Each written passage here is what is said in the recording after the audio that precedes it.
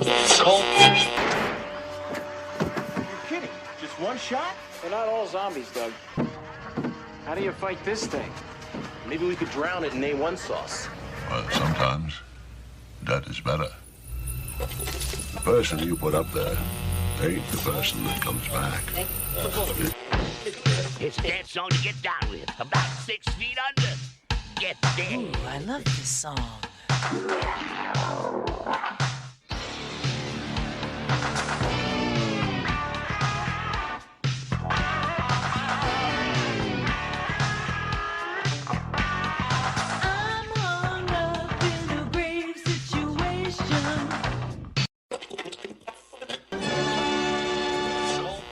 And now we come to the thrilling final episode of our radio drama. Hello everyone and welcome to episode 118 of the Rotten Views podcast, where we're talking about Jingle All The Way. Yes, the Arnold Schwarzenegger comedy family movie. It's from 1996 for an hour and 20 minutes. It's going to be a fun one. But before we get into that, just want to say thank you to everyone who's been listening to the podcast, everyone who's been sharing it, all the reviews and the ratings. I appreciate everything and you guys are all amazing. Hopefully this next month here, doing the Christmas theme movies, we'll pick some fun ones, hopefully, and hopefully we'll, like I always say, make some extra content, but we probably won't, unless you're qualifying the artwork as the extra content, because we got a crap load of that coming out. I've been posting the lunchbox surprises I've been doing for my daughter on YouTube Shorts, and they've been actually fairly well. Anywhere from like 700 views to upwards to 4,000 views at times, which is great. That's usually within the first hour or so. I'm not sure the lifespan of YouTube Shorts. There's so many people posting in them, so finding the right niche to get above that and the retention of the viewers is a little bit difficult, being on the art side of things. But people seem to be enjoying it, and I appreciate that, and I just love people checking out my stuff and enjoying it, because that's the main reason why I'm doing this stuff. I want to make content that people enjoy, and that just brings a good feeling to me to see that I'm doing stuff that other people enjoy, and that sometimes it makes people's days a little bit better. Yeah, that's what I want to say right off the bat.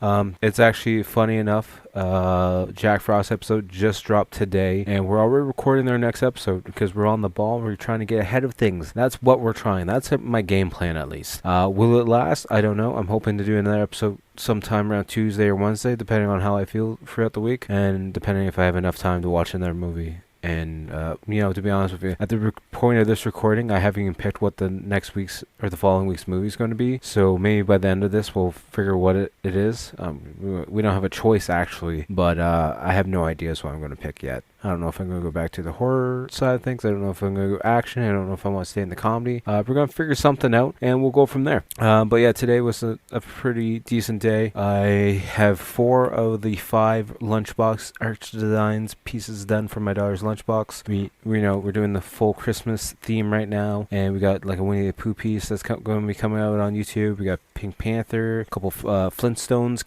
Christmas Carol designs coming out, and people seem to like the Flintstone ones so far because one's already dropped and the other ones are going to be already out by the time this episode goes live. That's the magic of the future, right? But I wanted to just mention something that I picked up today. In my little town here, we went out shopping and for Christmas presents for the most part, and then we had to get some groceries, and we stopped at this little grocery store too. It's super tiny, but they have a lot of unique stuff. And I saw on the shelf they have Mountain Dew Flaming Hot.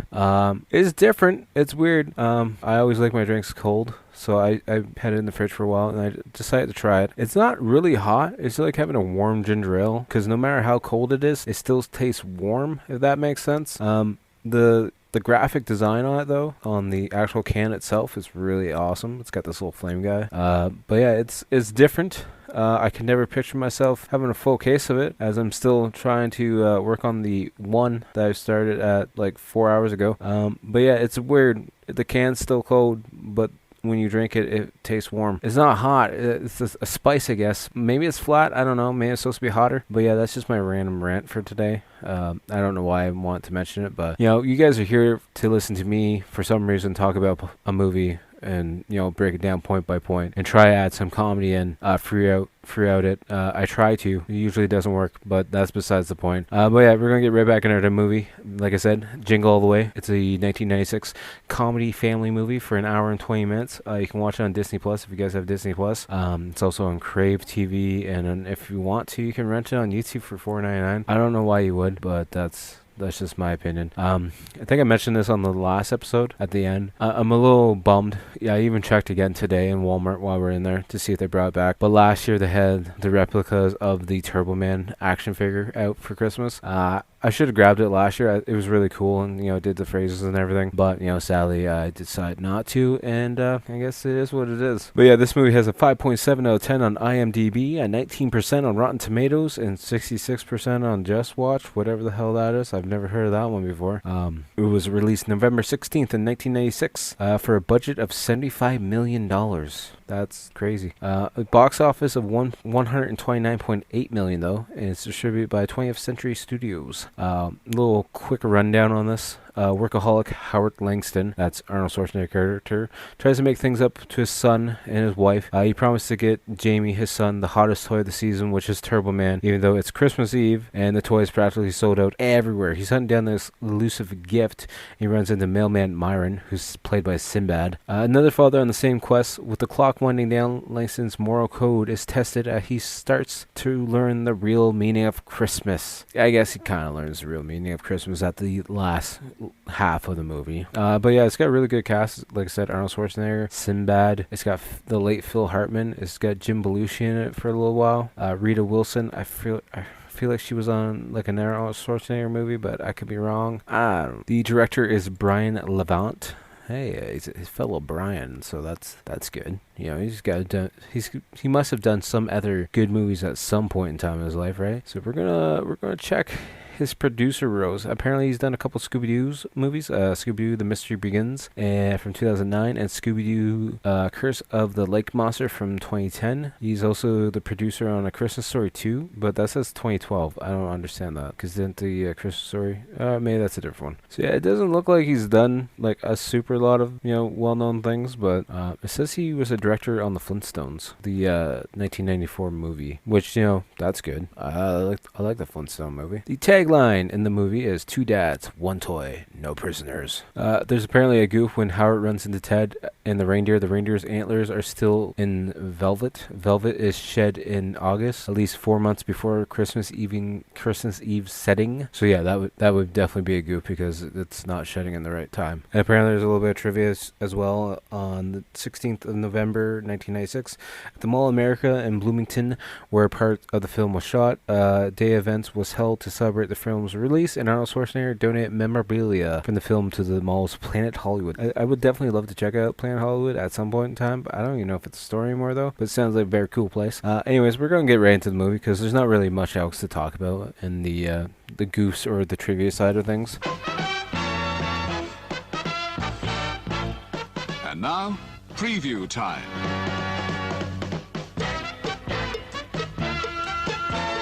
When it comes to entertainment, you can't beat a good film.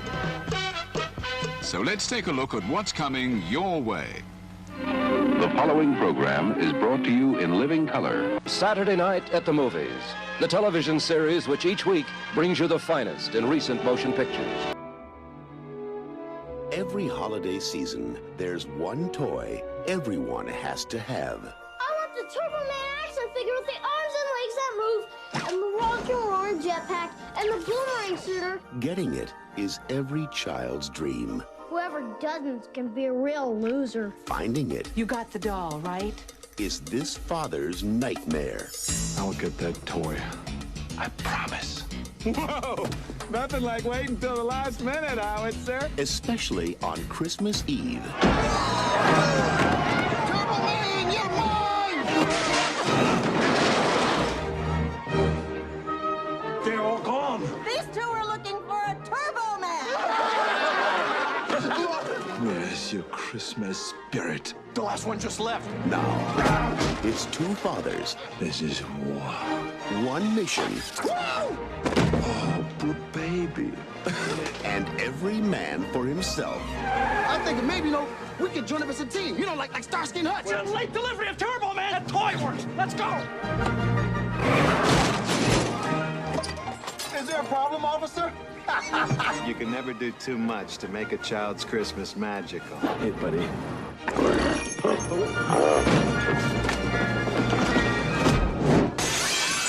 From the director of Mrs. Doubtfire. You want a Turbo Man for Christmas? Forget it. I'm not gonna sit in your lap. Tony, show him. That was taken this morning. And from the director of The Flintstones. Don't open that up. No, no, no. Of course, there's some assembly required. You know what you guys are? Nothing but a bunch of sleazy con men in red suits. Arnold Schwarzenegger. Sinbad. I work for the post office and I'm unstable. Tell him. This man is totally insane. Thank you. Christmas comes but once a year.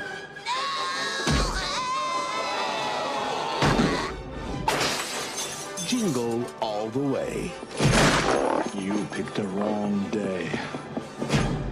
The movie starts out with the TV episode of Turbo Man and Booster playing as the intro credits start playing over the TV episode. Then we cut to the living room and we see Jamie watching the TV episode, and he needs to get ready for his karate class. And his dad's still not home, and he's hoping his dad's going to be home because his dad misses so much things because he's always working so much, and he's going to get his purple belt. Then we see Howard, I should say, at the office on the phone, still working. His secretary is holding up these big giant like key cards saying like, you're going to be late if you don't hurry up. You have to leave now if you want to be on time. She's probably trying to make her leave or him leave work like 3 hours earlier just because of how long it takes him to actually get it out of the work. Then Liz, his wife, calls asking where he is, and he tells her that he's going to meet her at the karate school, or the school in general, because I think karate class is held at the general school. And as he's talking to all the other people on the phone, he's like, oh, you're my number one customer. And he actually says that to his wife as he's hanging up. He's like, oh, I just fucked up. Oh yeah, I'm in the doghouse for sure. Then we see him stuck in traffic, and we cut to Jamie and Liz at the karate class, and she's sitting beside their neighbor Ted, who's played by Phil Hartman. And we see all the single moms really love Ted for some reason. He doesn't seem like he's like the hot single dad character, but apparently that's the character he's giving off. Howard gets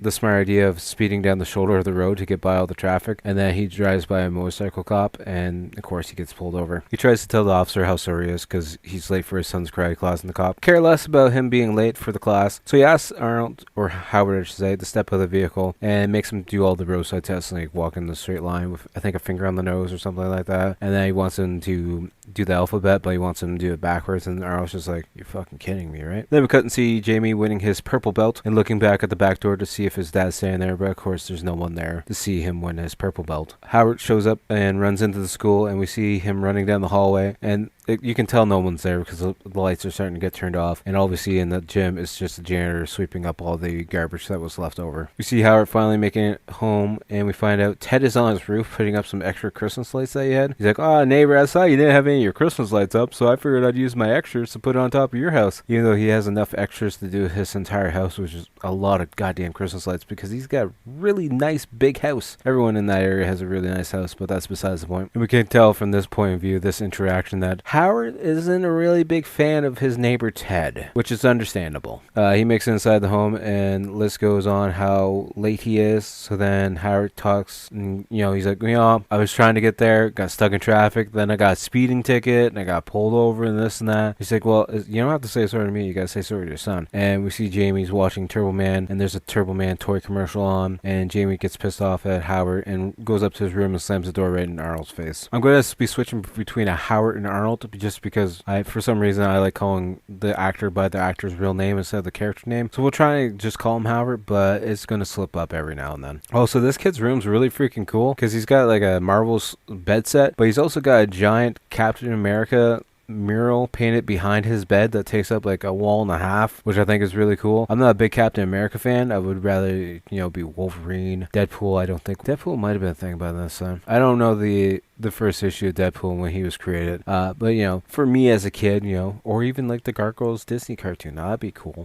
Captain America's not my go-to, but he's better than Superman. Anyways, Arnold sees the purple belt hanging up on the door frame, or like a coat hanger, and he takes it off. He's like wearing it different ways and doing karate moves, trying to cheer his son up, but nothing's actually working. Then Arnold sits down and tries to talk to him, asking him what he can do to help him, what he can do to cheer him up. What's that one toy, that he really wants? And at this point, Jamie's also saying how, he's sad because his dad's never around for the family moments. He's always missing these big moments. And Howard's like, well, I saw you win this belt. And he's like, well, you missed the other one before it. He's like, yeah, you're right. But then that's when Howard asks what's something important he wants for Christmas. And Jamie said, I got it covered. I've already wrote Santa. I've been a good boy all year. Santa's going to have me covered. And Howard's like, well, sometimes Santa asks the parents for help and whatnot. And, Jamie goes on about how he wants Turbo Man, the toy that has 5 different sayings and whatnot. And it's got like all this action moves I can do. Jamie mentions anyone who doesn't get the toy is going to be a real loser this Christmas. Then we see Arnold and Liz going over the moment that they just had. Arnold's all excited because I guess they were coloring, they were laughing, they were having a good time. They did all this off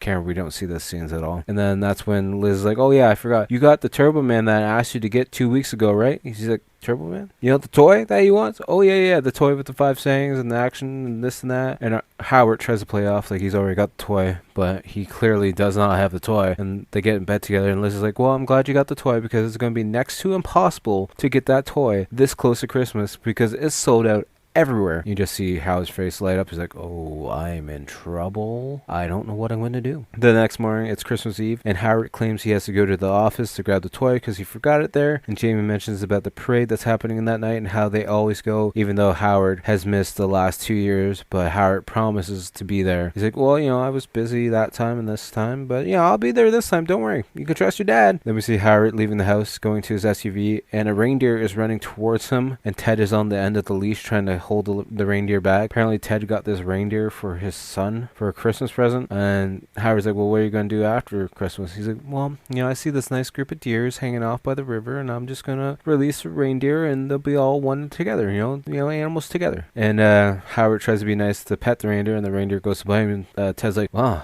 must be something he doesn't like about you. Maybe your cologne, your personality, your muscles. I don't know, something. Then Ted mentions how he got his son Turbo Man months ago. And mentions it's supposed to get icy out, so he might want to wrap some chains around his back tires. And then Howard mumbles, we'll wrap some chains around you. And Ted's like, what? What's that? I didn't hear you. What's that, neighbor? Neighbor, did you say something? As he's driving away. Then we cut to Howard outside of a toy store that's not open yet, and there's a giant crowd of people waiting to rush in because apparently everyone waits till Christmas Eve to do their shopping. I'm glad I'm not the only one. But it's never this bad, really. Movies make it sound so much worse, or look so much worse. I'm sure it's probably a lot worse in the bigger cities, but in this little place, not so much. It's at this point that Howard meets Myron, played by Sinbad.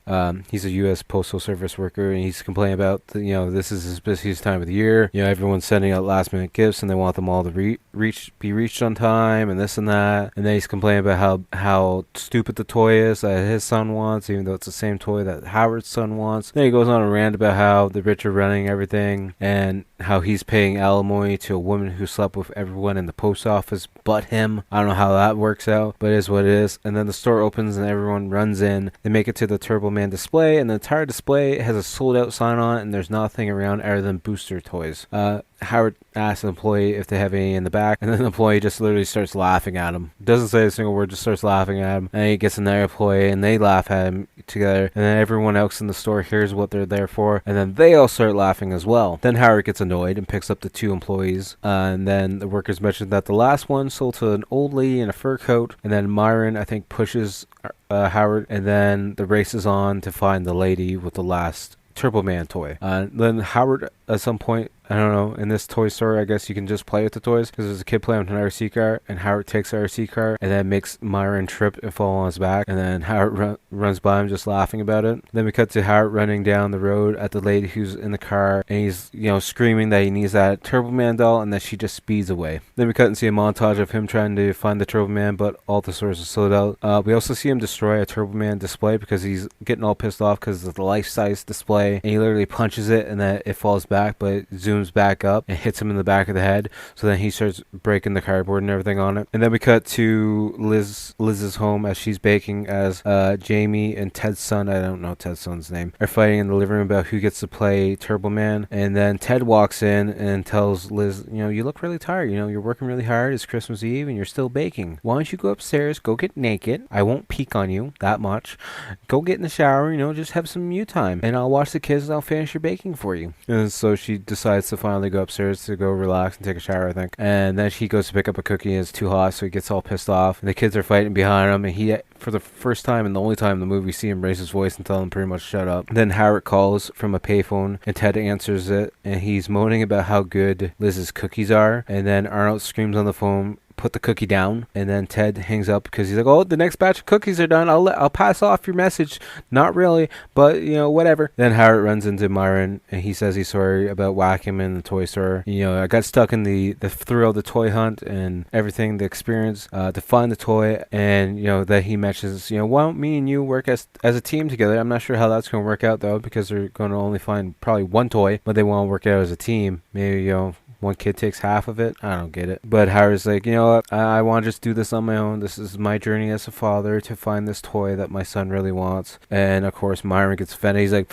that's a racist thing, isn't it? Because I'm black, isn't it? No, I just want to do it on my own. Stop being a bastard. And then someone on the sidewalk is running down saying they heard about this last shipment coming in of Turbo Man toys, and then the race is on to their vehicles, and Howard gets to his vehicle, and so does Myron, but Myron's Jeep won't start. And then Howard backs up his SUV, but actually runs over the police motorcycle that's parked behind him. And of course he goes to try and pick up the motorcycle, and the mirror falls off, and the officer comes out and he's like, you just broke my little mirror. And it's the same officer that pulled him over at the beginning of the movie. Then we cut to see Howard in the mall showing up to a toy store, and there's a large group of people wanting the Turbo Man doll as well. Howard calls it a doll. It's an action figure, but whatever. So clearly him and Myron aren't the only people after this Turbo Man figure. But yeah, this whole lineup or group of people has to line up because the toy store is going to give out balls. And if you have the lucky ball, you're going to get the toy. And they've also said that only a lucky few are going to get it. And they've also doubled the cost of the toy, I believe, because of the demand of it. And the guy running the toy store sounds like a real asshole anyways. And then all the balls go flying because everyone's trying to get a ball. And I think at one point Howard gets the right ball because at one point we see a lady on his back, and there's also another lady biting his hand, and he drops a couple balls, and then Myron comes over and maces him in the face and takes the lucky ball, and he goes to run away, and then Howard yells that he's got 2 balls, so a group of people jump on him, tackle him to the ground. We see the ball bouncing through the mall, and this bouncy ball can bounce a lot because it bounces down like the escalator, bounces through a couple stores, then it bounces off of this ledge into a kid's stroller that's going into this play area, and she knows Howard wants the ball because they keep making eye contact with each other, and she goes up the wooden steps and into this like slide area, and she's laughing at him with him essentially. She takes a slide down to this ball pit, and Howard's trying to follow her after, but he's in a kid's play area, so he smashes his head on like the wooden structure, and he gets into the ball pit, and he's like, hey, how about we switch balls? I got a shiny big red one. And then the little kid puts the ball in her mouth, so he tries to grab it, and then all the moms start beating him up with their purses because they think he's a creep and stuff. And he's like, I'm not a creep, I'm just trying to find a Turbo Man doll, as he's walking away. And then we see this display for Santa for kids to go sit on his lap, and it's Jim Belushi's character as Santa. He's like, hey, come over here, you want Turbo Man? I'll get you Turbo Man. You gotta keep it hush hush though. We don't do business in the mall, we do business elsewhere.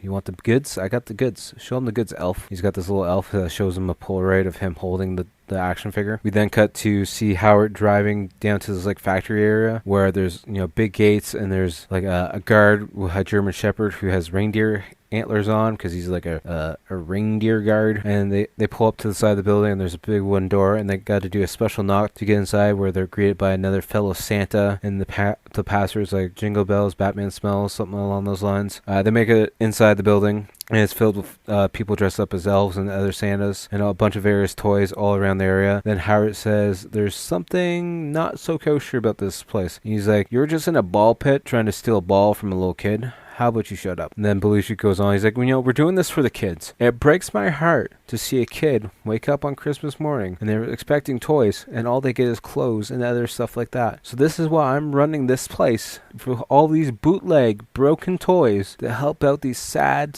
kids. Then we find out Belushi wants $300 for the toy, and Howard goes on about how he's like screwing things over for everyone because he's like, yeah, I thought you were doing this for kids. And he's like, well, if we make some loose chains on the side from the toys, it's a win-win for all of us. And then Howard opens the toy up because it's already wrapped in a Christmas gift paper. Christmas gift paper. Wow, I speak English so well. How am I doing a podcast? But anyways, he opens it up and Belushi's like, hey, don't open that up in here. How about you take it home and just give it to him on Christmas? And he presses it, and it's actually speaking Spanish. And he takes it out of the box, and the arm and the head just falls off. He's like, so some assembly required on that one, actually, to be honest with you. And Howard's like, well, I want my money back. And Belushi's like, all sales final. Sorry, dude. Can't help you out on that one. And then Howard goes on about how they're a bunch of con artists, and then all the other Santas hear about it, and they all get upset. And then there's a fight between the two because at one point Howard's like, I'm not going to punch the Santa. I'm not going to do it. So he takes the Santa beard, pulls it all the way back to the elastic as tight as possible, lets it go, hits Belushi in the face, and he rolls back and hits a beam. And then there's like this ninja Santa that comes out of nowhere. So Howard fights him off, and then he's got a giant candy cane in his hand as a weapon. And then the WWE wrestler Big Show, I think at the time he might have been with WCW, I could be wrong. He shows up as a Santa with muscles, not the Hulk Hogan one though, sadly. And then they fight. At some point in time, there's a midget Santa that gets on Howard's shoulders, and he's like pulling on his ears or pulling on his hair. I can't remember, but anyways, Big Show goes to punch Howard, and he ducks, and he hits the midget, and the midget goes flying through the store, the factory that they're in, and he's like, oh, sorry, little buddy. And then of course the cops all break in, and the elf yells, it's the Grinches, as they're getting busted. And then Howard being on the ground because he's tired, or he's getting his butt kicked by the Big Show. It's fair. He grabs one of the fake police badges that they have in the toy bin, and he just shows it to an agent quickly because the agent's like, hey, what are you doing here? He's like, I've been on this case for 3 years as an undercover agent, and this is the sloppiest operation I've ever seen in my life. Go arrest someone. Go do your job. And then he escapes out of the warehouse, and they don't look at him. He's like, pull him in the police van, handcuff him, beat him up a couple times. It's fine. Then Howard is on the drive again, and he somehow runs out of gas on the highway, so then he pushes his SUV up to this old diner to rest. Then we see the neighbors all hanging out because Ted and his reindeer are outside, and Ted's son's like, I named the reindeer Ted because he's my dad. I don't know, I forget the reasoning, or cool like my dad, something along those stupid lines. And then Jamie mentions how he wishes his dad did such cool things with him as well, and that's when Ted's son's like, my dad used to never be this cool. Then him, my mom got a divorce. Your parents should get a divorce too, and that upsets Jamie, so Jamie goes back home, and when Jamie goes inside, the phone's actually ringing. And it's Howard on the other line, and he's asking to talk to his mom, but he's like, sorry, Dad, she's next door petting Ted. And he's like, what? Because he doesn't know at this point in time that the reindeer's name is Ted. And then Jamie keeps talking, and Howard actually loses his cool because he just wants to talk to his mother. And then he gets mad, and then Jamie gets mad back at him, and then he hangs up the phone on him, and Liz overhears the whole thing. He's like, God damn it, Howard, what do you do now? And then, of course, the only person inside the diner that Howard picked is Myron, of all people. And they sit down together and both go on about how they can't find the action figure anywhere. Then Howard goes on about how he made Jamie a clubhouse years ago. He remembers how many good memories they had and how happy he was. It might have not been the best clubhouse. The door might have been crooked. The floor might have creaked. The ceiling might have leaked, but he was happy nonetheless, and he felt like a hero to his son. And then that's when Myron's like, he's going to need lots of therapy. And Howard's like, no, he's not. He's like, well, I remember this one time at Christmas, I want this gun, this BB gun. My dad didn't get it from me. I hated my dad after that. And then he's like, my neighbor, he got the gun. He's rich now. He's a great guy now. And that's when Howard then pictures his son as Myron, just drinking at the bar with no life and just feeling depressed about himself. And that's when he's like, I can't let this happen. I gotta find this action figure. And then on the radio, KQRS, it's like the teacher, I believe, from Sabrina. I forget his name. He's having a competition. If someone can call and name all 8 reindeer, they can win what they think is a Turbo Man figure. Anyways, they run to the payphone, and Howard's the one calling. He's like closing the door on Myron's hand. He finally gets on the line, and then Myron decides to rip the whole phone line out, and then Howard pushes him on the diner table and starts beating him up, and Myron still has the phone receiver in his hand, even though it's ripped out of the phone. He's like, 911, help me. And then the cook for the diner is like, you know what, the radio station is just down 2 blocks. If you guys want to head down there instead of fighting in my goddamn place, I don't get paid enough for this. Then we see Myron and Howard running towards the station. Myron's still got his mailbag on though, so he's trying to throw out packages to try and help him run faster. And of course, Howard's in better shape, so he just takes off. No problem, takes the elevator up. He makes it to the radio station and bangs on the glass to answer the radio host. And someone calls in, calling like the Rangers like Larry, Ed, and this and that. And anyways, it's not the right answers. So Howard breaks the glass door from the station and gets in and starts telling listing off the reindeers' names, and the radio host is so confused because he was trying to call 911 at the same time. And then Myron shows up. He's like, you know what? I'm going to take it. And Howard's like, no, I already won. I named it right. And he pulls out a pack. He's like, this is the bomb. Just give me the damn doll. This is the bomb. I'll blow us up. Myron says there's hundreds of them that come through the mail each and every day, so he decided to keep one just in case there's a moment when he needs one. Then as Myron's talking and shaking his arms, he throws the package and it goes flying and lands right in front of Howard's face as he drops to the ground scared. And he opens up the package, and all it is just a music box. And Myron's like, yeah, I didn't know that. Yep, my bad. Then the radio host says he doesn't have a Turbo Man to give them at all. All he has is a gift certificate to give the winner to say they're good at Turbo Man eventually. So it's not going to help either one of them out anyways. And then they hear the cops showing up. So they're like, you called the cops? And he's like, yeah, I was scared for my life. And then they go to run away. Of course, Myron does the cheap thing and pushes Howard into the cassette tapes. And he runs to the elevator, and as soon as he opens the elevator, a bunch of cops come out. So Howard tries to take the stairs down. And of course, the motorcycle cop is there. He's like, funny seeing you here, huh? You're always getting in trouble, aren't you? Anyways, the bike cop takes Howard back to where the elevators are, where Myron's held by the other cops. And that's when Myron pulls out another package. He's like, I'm crazy. This is a bomb. I will blow us all up. And the cops are like, oh, shit. And he looks over at Howard. He's like, tell him I'm crazy. He's like, yeah, he's crazy. Anyways, they put the bomb down on the ground, and they make their escape. And that's when we see the bike cop going over to the president to check it out, and he's going on. He's like, I was on the bomb squad for multiple years. Don't worry about it. I'll get this all solved. And we see Howard and Myron getting out of the building. Howard's out on the road, and then there's like this skywalk area that Myron's going through. The motorcycle cop opens up the present because he's like, it's just a trick, guys. It's not an actual bomb. And as he's ripping it open, the bomb actually goes off, and we hear the explosion, and both of the guys stop and are in shock. And then Martin's like, it's a fucking crazy world we live in, and people sending bombs all over the place. I just thought it was a goddamn prison or a music box again. And then we see Howard getting gas. Well, he's showing up with a gas can back to his SUV, and we see it's got, I think, no tires. It's got Merry Xmas spray paint on the window. The doors are all gone. He's just like, oh, god damn it. We then see Howard being dropped off by a tow truck in his driveway, looking up at his main window, where we see in the window Ted is on a ladder putting the star on top of the tree, and that's the last straw for him because that's his tradition. He is always the one to put the star on top of the tree. And Liz is like, what are you doing? That's Howard's tradition. Why? Well, I noticed your star wasn't up, so I figured I'd put it up for you. And that's when he's like, no, that's not your job. And that's when Howard then realizes, oh yeah, Ted told me there's a Turbo Man under the tree over in his house. So he goes over to Ted's house to steal the toy. Howard gets into Ted's house and finds the present. And then we hear carolers outside of Ted's house. So Howard tries to sneak out the back door. Once he gets outside, he's looking at the present. He sees the kid's name on it. He's like, what the hell am I doing? I can't be doing this. I can't be stealing the kid's present from his father, Then he decides to take the present back inside. But before he can do that, we have Ted, the reindeer, outside just, staring him down, huffing and puffing. And then Howard turns around to run back inside, and Ted's chasing him, and there's a couple things getting broken. There's like a nativity scene, and the head comes off and falls in the fireplace, and Howard gets the reindeer locked into another room that has a sliding door. And then, of course, the fire alarm's going off because the nativity head fell into the fireplace. I don't know what kind of guy leaves his house with an open fire on, and there's no,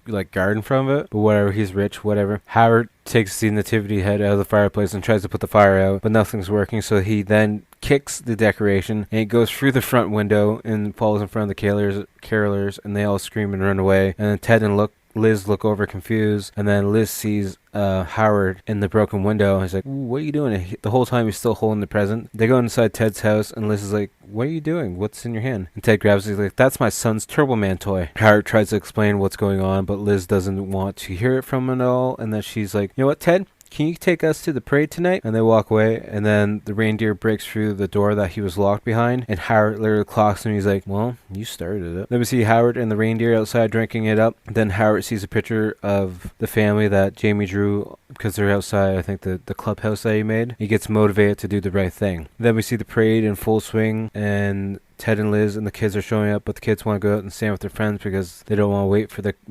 vehicle to get parked, and for whatever reason Liz stays in the vehicle as well. I'm not sure why. But anyways, the parade looks pretty cool because I saw like a Ninja Turtle person dressed up. I saw Sonic, I saw Gumby, and I also saw one that I thought was really cool. Aside from the Rock'em Sock'em robots, so they look pretty cool. But someone's also dressed up as the Tick, and I thought that was a very cool reference. Spoon. Then we see Howard stuck in a taxi trying to get to the parade, and so then he gets out of the taxi and just starts running down the way. And then we cut to Ted giving Liz some eggnog, and he's trying to come on to her. He wants her to vent her heart out to him. He's like, come on, just put your head on my chest. It's fine. Ted's here for you, Lizzie. Let me know all your feelings. You know, I'm a very eligible bachelor, and a lot of women want me, but I know you want me the most. Then Ted says it's useless for Liz to hide their feelings for one another, and she looks on confused, and then he goes on about being, you know, such a catch and a good bachelor. And then we see Howard looking at the van, and he's all pissed off because he sees Ted touching his wife, and he gets ready to go run at them and knock him out, but he actually runs into that motorcycle officer again, knocks him to the ground, and the coffee spills all over him. He's like, God damn it. Then we see Howard.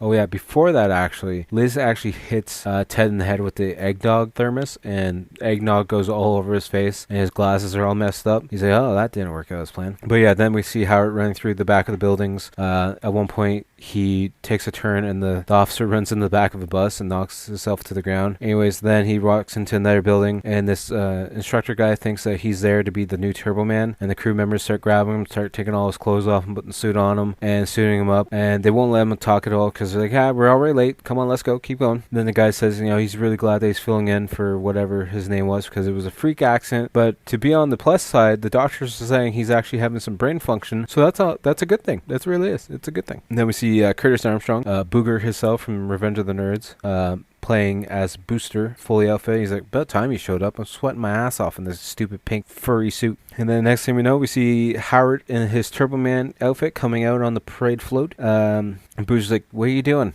Wave, you idiot. Then while he's on top of the parade float, he sees Jamie in the crowd, and we find out he gets to choose one lucky kid from the audience that will receive a Turbo Man toy. And Booster hands him the toy, and he's holding it like a baby, and then raises it in the air, screaming about it because he's so excited that he's finally has the elusive action figure in his hand. And then we see the Dementor being choked out with some like garland on top of a building, and then Booster tells him to pick a kid to give the prize to. Then Jamie and Ted's kid are fighting because Howard is just pointing over that direction. They're both standing beside each other, and they're like, no, he's pointing at me. No, he's pointing at me. And then he actually says Jamie's name because the microphone picks it up louder and emits it. And then we see the new Dementor with the suit on as the old one is on top of this roof in his shorts and underwear, or shorts and t-shirt or muscle shirt, gagged and tied up with garland. Then Howard gives Jamie the toy and says Merry Christmas, but Jamie doesn't know that it's his dad yet. Tries to tell him, but then of course Dementor jumps on the parade, and we find out it's actually Myron now in the Dementor suit. Then Howard and Myron start talking back and forth, and then Booster steps in. He's like, this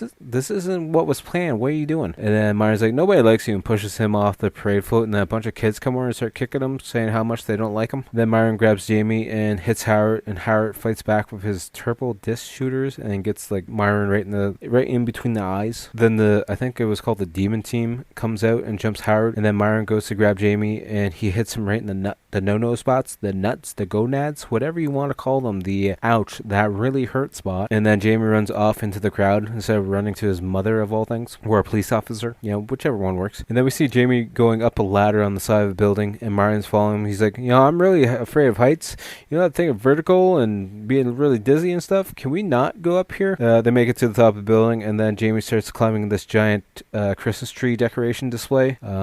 And then Howard pulls out the jetpack and flies around the sky, but he can't control it worth shit because he's going all over the place. And then we see him flying around the city, and he flies towards Jamie, but he can't grab him because he's too far away. And then he flies into this banner that's across the street lights. He gets stuck in it, and he starts zooming around the pole, and then he breaks free, and he literally breaks through the glass of a family in their apartment getting ready to sit down to eat as they're getting ready to pray. He goes through that, literally goes headfirst into another building, and he's just sitting there stuck. And then he turns off the booster and falls literally all the way down to the ground on his back. Then the tree decoration that Jamie and Myron are on is starting to, loose the tie straps that are holding it up, so it starts to fall over, and then we see Jamie holding on, and he's telling Turbo Man to use his turbo ring, I believe it was. It's like a boomerang. It misses Myron, he's laughing about it, and then it comes back and hits Myron in the back, I think back of the hand. At this point in time, he already has the Turbo Man toy in his hand, so he falls to the ground into this parade float that's like full of Christmas presents, and then all the cops come over and start pointing their guns at him. And then Howard uses the booster flying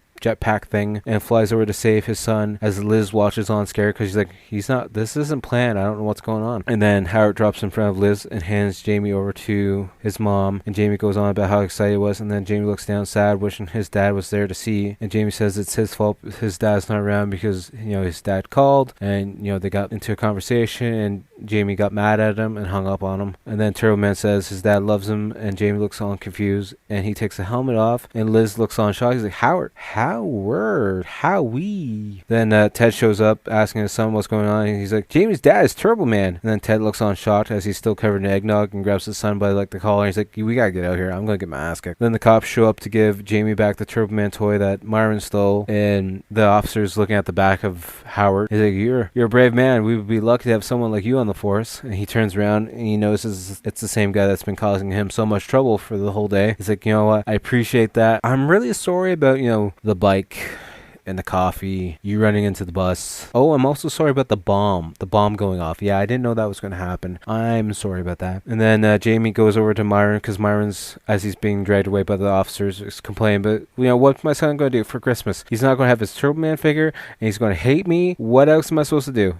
And Jamie, being the nice kid that he is, he gives Myron the toy. He's like, here, take this for your son. And Howard's like, what are you doing, Jamie? That's the action figure that you want the whole time. He's like, what do I need a toy for when I got the real one at home? And then everyone starts cheering. I think they put Howard up on their shoulders and they start prancing him through the parade, and the movie ends. And that's the end of Jingle All The Way. We won't be reviewing the second one because it's Larry the Cable Guy, and I've only seen it once, and I don't think I plan on watching it again, but that's just what that is. It's a fun movie. I personally enjoy it a lot just because I watched it when I was a kid, and I'm a big Arnold Schwarzenegger fan, so the two things mixed together, it's got a very nostalgic vibe for me. And on the Rotten scale for a family Christmas movie, for me it's a 7 out of 10. I just think it's a fun watch, and my family enjoys it. They always have, so I'm excited for my daughter to watch it each and every year, and that's my score for that. Which brings us to our task of finding what we're going to watch next week. So after a short amount of thinking, we have the movie we're going to watch for the next podcast episode. It's a 2002 movie for an hour and 16 minutes. It's actually a comedy and animated movie. I don't know why I said animation. It's all the same thing. I can't talk. I never can. But yeah, we're gonna watch 8 Crazy Nights because I don't think I watched it last year. I think we might actually forgot about it or skipped it, and I think it's due for an episode, and I think it would be a fun one for the podcast. And it's bringing an animation style to the podcast. I think this is gonna be my first cartoon movies.